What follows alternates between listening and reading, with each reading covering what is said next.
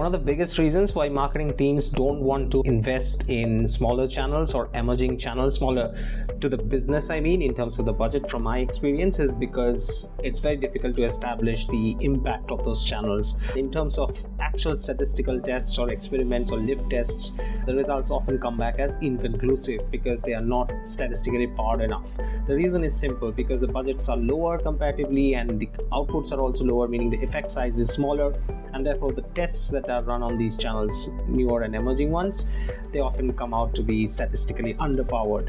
So the end outcome of all this is that the marketing teams just don't go ahead and test enough channels. And I think that's actually a major growth lever, to test across more and more channels. There have been growth theories in the past as well. You can check them out. It's actually not correct, the MDE of your experiment. It's necessarily in odds with statistical power of a test. So typically it's 80%. You still have certain levers which you can leverage in order to detect small effects without necessarily compromising on statistical power. So the first lever is geos. So if you look at the equation, you'll see that MDE is a function of geos and variance, mean, and duration.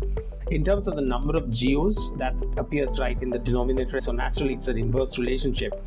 You will be able to detect a lower MDE without compromising or sacrificing statistical power if you increase the number of geos. However, there's a caveat here. So if you have too many geos, the total test budget is fixed, right? You have a fixed test budget, and you obviously decided how much you're going to spend on that test. So if you have too many geos, there is a possibility that the spend is going to spread too thin across all the geos. That's something that you have to keep in mind. You should avoid doing that. Every channel also is going to have a minimum effective spend floor that also can be calculated, and below that the true effect it's not going to be detectable either. So concentrate in fewer, denser markets. I know it sounds a bit contradictory, but yes, more geos is better, but at the same time you should keep in mind the minimum spend threshold per channel as well, so as to not spread the budget too thin across too many geos.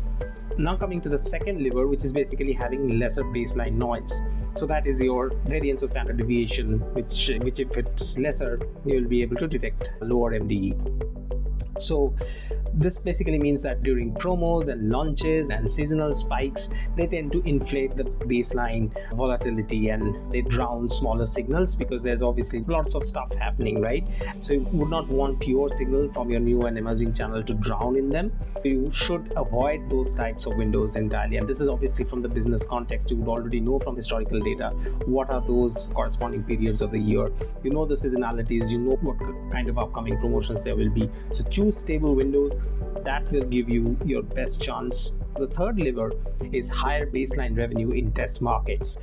So higher mean baseline revenue, the markets which actually have considerable amount of consistent performance, consistent conversions coming from them, they should be on the higher side, which will actually also help you in your cause of detecting lower MDE. The reason is simple: because MDE is ultimately a percentage lift. So a 5% lift on a 500k per month geo is 25k, it is detectable.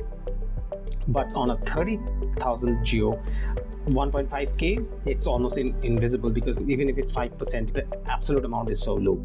So test in your best markets, test in markets which, by best I mean markets where the propensity of conversions are higher. Historically they have converted more, so therefore go for them, and not your expendable ones, not the ones which are very small. Or some people think that, some teams think that, let's actually do it for smaller geos, let's choose ones for experimenting which are like low risk geos, but that's actually a bad idea, because you end up getting false negatives, right?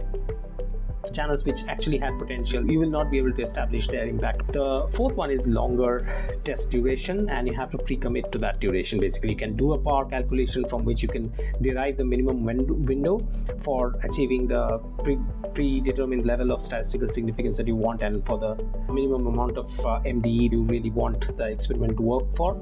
You should go for a longer duration. So longer duration will give you more observations, tighter estimates, and will help you work with lower MDE without sacrificing statistical power. One caveat again is, don't peak early, because peaking doesn't really give you an early answer, it gives you a wrong answer. So these are 4 levers that you actually have, very genuine, real levers that you can leverage in order to test new and emerging channels without necessarily feeling that you're coming back with inconclusive results or effect sizes which are too small to detect. So hope this was useful. Let me know if you are doing something like this or you have encountered any kind of issues in the comments. Always happy to have conversations around experiments or incrementality. Check out my channel for more such videos. I have made lots of videos in the past on this topic, but so much for this one. Thanks for watching, and I'll see you in the next video.